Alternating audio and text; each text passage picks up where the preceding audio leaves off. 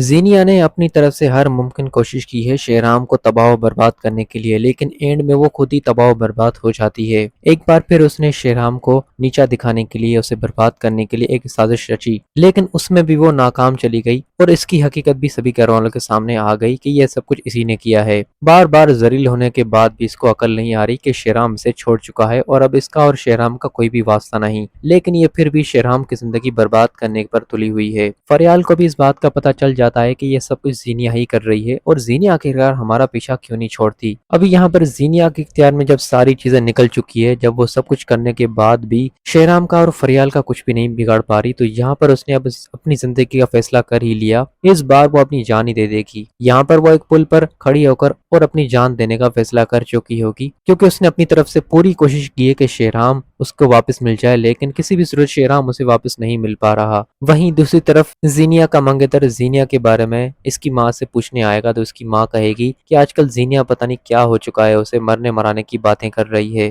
आखिरकार इस लड़की की समझ नहीं आती, ये लड़की आखिरकार चाहती तो चाहती क्या है। इसको मैंने 1000 बार समझा रखा है कि शेहराम का इससे अब कोई ताल्लुक नहीं है, लेकिन ये फिर भी उसे हासिल करने के पीछे लगी हुई है।